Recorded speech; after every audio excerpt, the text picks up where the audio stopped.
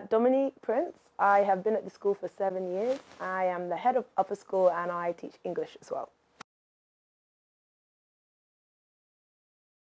So upper school actually starts in year 5, which is 4th grade in the American system, and we end in year 9, which is the 8th grade in the American system.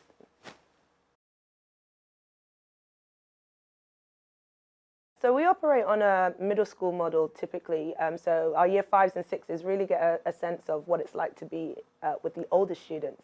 The older students actually act as mentors for the younger students, so that's really beneficial for everyone's development because they've got mentors and the younger students have someone to look up to and guide them through their early years as they are progressing into upper school. Curriculum-wise, we are very creative in our approach to teaching. We teach core subjects, so you'll get your English, your math, your science, and IPC and IMYC, but we also really do emphasize and focus on the specialist subjects. So you'll get a chance to have drama lessons and dance lessons inspired by Juilliard and music lessons. You'll also get an opportunity to learn Spanish and to participate in art lessons as well. We do have an emphasis on high quality texts in upper school. With regard to English, we introduce students to a variety of texts. In year 5, they start reading whole class texts and novels straight away. For example, we look at Skellig by Michael Mapergo, which sometimes is typically studied by year 7 and up in other schools, but we really enjoy teaching it from a young age. We then progress to a variety of texts. So we will cover classic texts, for example. In year 7, they'll start to look at more classic texts like Christmas Carol. That could also progress into year 8 as well. We tend to mix it around according to the abilities of the students for that year. So we are flexible with when we teach units because we have a very personalized approach to teaching and reading texts. In year 9, we usually end with a modern classic, so you'll be looking at Animal Farm.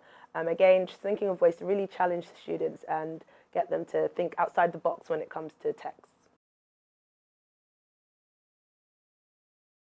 So when it comes to learning a text, we do offer lessons that break it down into different sections. So first we start with a personal response. I think it's really important that the students build their own ideas and interpretations of the text.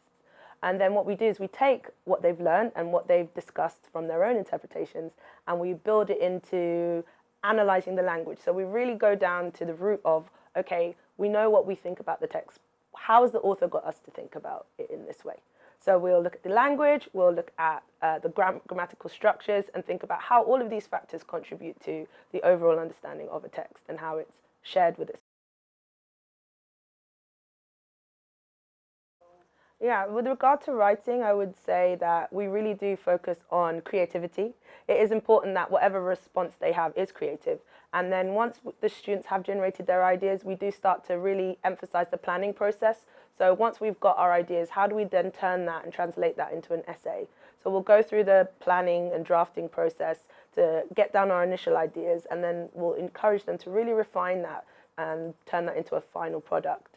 So we do really encourage students to read their own texts. One of our favorite things to do in upper school is we do book talks every month where students pick a book that really means something to them or it fits into one of our challenges and themes, and they'll go away, they'll analyze it and reflect on it and come to class and present it to the students. We think it's really important that students are the advocates for books.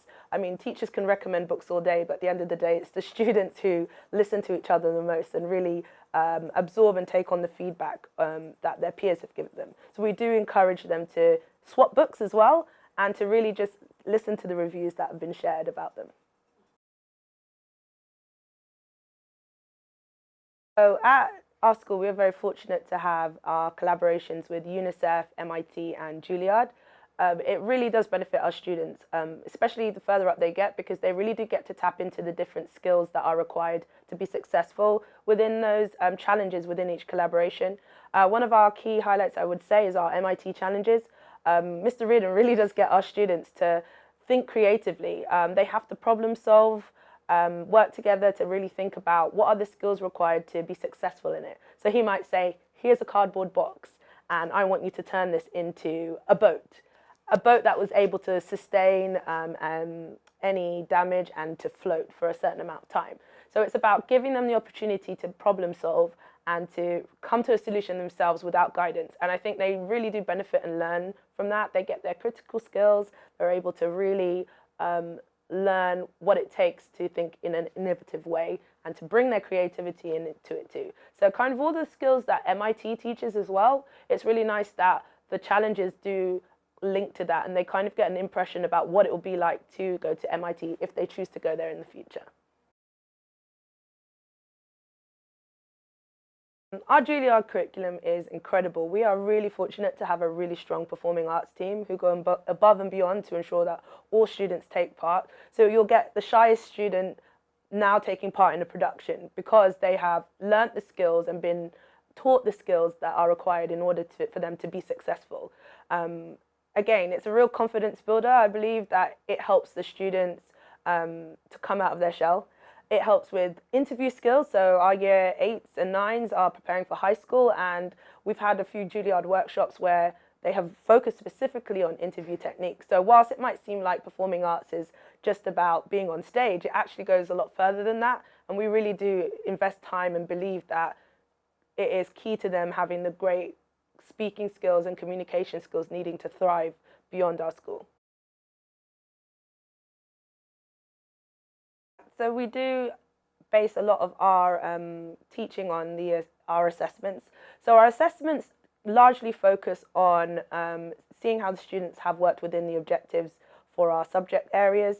For Key Stage 2, for example, we follow the British curriculum, and a lot of our assessment is centred on preparing them to complete the end of Key Stage 2 assessments, be it math, English, science. We also use map testing because we are aware that we are not just a British school, but we have to prepare students for American high school too. So we do use the map testing and map system, which is a standardized test that tests their skills in English, reading, English language, science, and math. We use those standardized scores just to see where the students are sitting nationally, so against other students in the USA, which is again something that's really useful for our high schools beyond our school, and also for the students to really focus on their skill areas that they need to work on. We do use it as an opportunity to provide them with personalized targets so they are aware of what they need to do in order to achieve their goals and their end of year targets. So we're very fortunate to have lots of students that come to us from different parts of the world. We actually love it when we have our international students come in because it offers, it creates the diversity that we value within our international school. What's nice as well is that it doesn't matter what level of English they come in with, we're able to support them because of the systems that we have in place. So, for example, we teach phonics system for Read, Write, Ink. That can be used for students who are joining our school as well as the younger ones who are progressing throughout our school. So the thread that runs with that is that we do teach spelling and phonics skills even up in upper school, so that students who are new are able to access and understand how they need to transfer their skills from one area to another. We do offer support for these students as well, just so that they feel comfortable as they transition to our school. We do some communication with previous schools as well, so we know what level the student is, especially for their English when they're coming into the school. And the students are really supportive too. We're, again, being an international community means that we've actually got other students who often speak multiple languages and are able to support students that come into our school with their transition.